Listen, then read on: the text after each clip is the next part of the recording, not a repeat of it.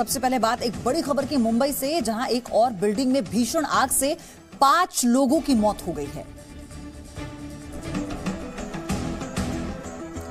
ये हादसा मुंबई के चैंबूर में तिलक नगर की सरगम सोसाइटी में हुआ है। 16 मंजिला बिल्डिंग है ये, जिसके 11वें फ्लोर पर आग लगी है और 12वें फ्लोर को भी आग ने अपनी चपेट में ले लिया है। कल रात 7:45 बजे ये वाकया हुआ। फायर ब्रिगेड ने कॉल मिलने के बाद रेस्क्यू ऑपरेशन शुरू किया, लेकिन तब तक बिल्डिंग में अफरा तफरी मच चुकी थी। ज्यादातर लोग खुद ही अपने फ्लैट छोड़कर बिल्डिंग के नीचे आ चुके थे, लेकिन 11वीं मंजिल और 15वीं मंजिल के लोग ऊपर ही फंसे हुए थे। उन्हें फायर ब्रिगेड के आने के बाद निकाला गया। फायर ब्रिगेड की कई गाड़ियां लगाई गई, तब कहीं जाकर रात में आग पर काबू पाया जा सका। बिल्डिंग के 11वें फ्लोर पर 3 फ्लैट थे, इन्हीं में लोगों की मौत हुई है। मरने वाले 5 लोगों में से 4 बुजुर्ग हैं। चारों की उम्र 70 साल से ज्यादा है। माना यह जा रहा है कि चारों तरफ आग से घिरने के बाद धुएं की वजह से दम घुटने लगा, जिसके बाद वो खुद को नहीं बचा पाया।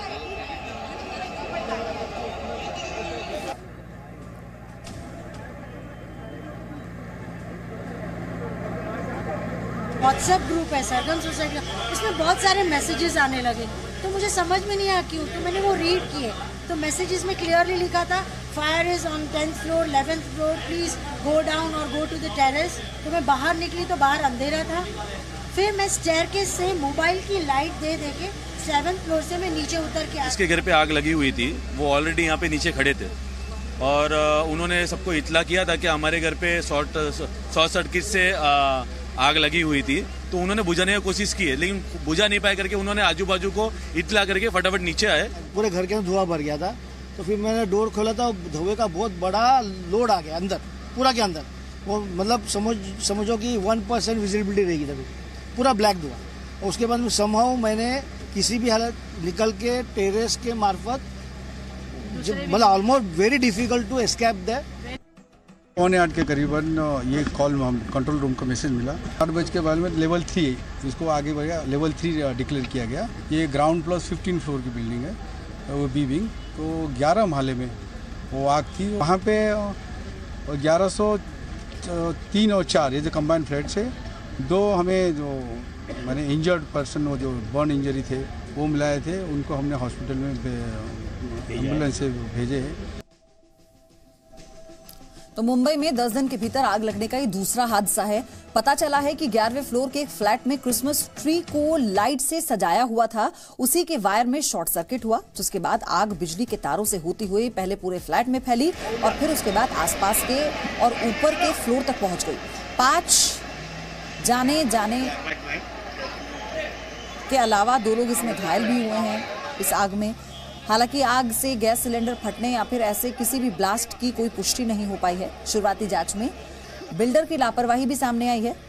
बिल्डिंग का फायर फाइटिंग सिस्टम पूरी तरह से फेल था।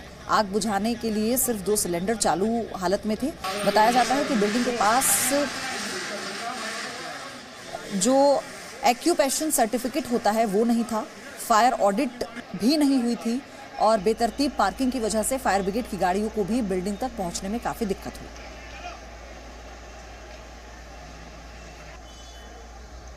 जितने भी बिल्डिंग के प्रोजेक्ट बने हैं ना, वाकई में एकदम घटिया है। पुलिस कंप्लेंट किया है, फायर को कंप्लेंट किया है, लेकिन कोई भी इस पे ध्यान नहीं देते। और ये एक कंप्लेंट नहीं है, तिलक नगर में आप देखोगे बहुत सारे कंप्लेंट है। गाड़ी यहाँ पे स्टक हो गई है। अगर समझिए एक्सेस होता, प्रॉपर एक्सेस होता तो और गाड़ी अंदर आती, आग बहुत जल्दी कंट्रोल कर सकते थे हम लोग, पर एक्सेस नहीं है। तो मुंबई से जी मीडिया संवाददाता एहसन अब्बास जुड़ गए हैं लाइव मेरे साथ इस वक्त। एहसन, किस तरह के हालात वहां पर बने हुए हैं? आग पर तो रात में काबू पा लिया गया था, लेकिन अभी कैसे हालात हैं? देखिए, बिल्कुल मातम सा माहौल है, क्योंकि 5 लोगों की दुखद मौत हुई है। इस 16 मंजिला इमारत के 11वें फ्लोर पर आग लगी थी। ये इस पूरी बिल्डिंग को खाली करा लिया गया है। कूलिंग ऑपरेशन भी पूरा हो चुका है। अब फायर ब्रिगेड इस जांच में जुटा हुआ है कि आखिर आग की असल वजह क्या थी। क्रिसमस ट्री से आग फैली, उसके बाद जो 11वें फ्लोर पर आग लगी और जिसकी वजह से जो 5 लोगों की दुखद मौत हुई, ज्यादातर बुजुर्ग हैं।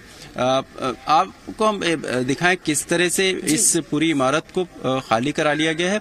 और कहा जा रहा है कि बिल्डर की जाहिर लापरवाही है, फायर फाइटिंग सिस्टम्स नहीं बिठाए गए थे, ऑक्यूपेशन सर्टिफिकेट नहीं मिला था, उसके बावजूद जो है यहाँ रिहायशी बिल्डिंग करार दी गई और लोग रह रहे थे। 2014 के आसपास जो इमारत बनकर उसमें लोगों का आना शुरू हुआ, तो इस वक्त फायर ब्रिगेड जो कूलिंग ऑपरेशन भी पूरा कर चुका है और ये इमारत पूरी तरह से खाली कराई गई है। लोग आसपास के इलाकों में अपनी जान पहचान के पास के रह रहे हैं।